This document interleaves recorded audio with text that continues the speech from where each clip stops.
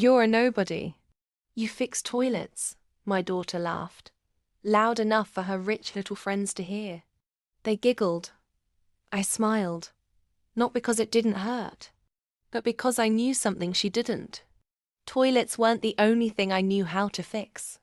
I could fix entire lives. And hers was next. I wasn't always broke. Once I had dreams: design school, architecture, a home that didn't leak when it rained. But life has a cruel sense of humor. Divorce, debt, bills stacked like Jenga blocks.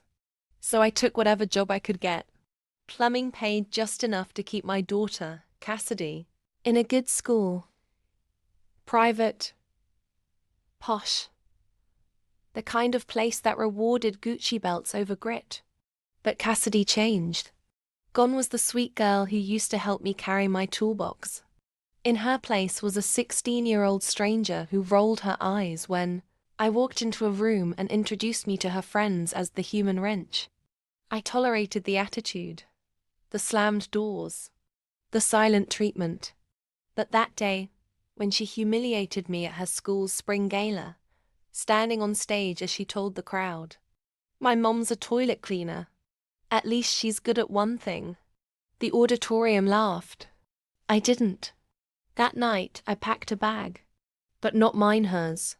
I dropped her off at her father's house, a man who hadn't paid child support in years and had zero patience for teenage tantrums. Then I made one call. See, fixing toilets wasn't all I did. I'd been designing bathrooms, 2 luxury spaces, on the side. Quiet gigs. Sketches at 2 a.m. clients who wanted classy but couldn't afford full firms. One of those clients, Tessa Moreno, CEO of Clean Edge Designs, the country's top interior architecture firm. She once asked, "Why aren't you working for me full-time?" So I said yes. Within 6 months, I went from leaky pipes to leading projects for 5-star hotels. And Cassidy? She came crawling back, literally. Her dad kicked her out for calling his girlfriend a Botox witch. She arrived at my new penthouse, stunned to find me living in a place with marble floors and a rooftop jacuzzi. "Is this your boss's house?" "No, honey. This is mine." I let her in. I gave her food. But I also gave her rules. She had to work at my company's internship program, cleaning toilets in the very buildings I designed. She cried. She complained. But she did it. Because revenge isn't always about rage. Sometimes it's about letting someone live inside the consequences of their own arrogance. Moral? Don't mock the hands that fix your life. One day, they just might build a world without you in it.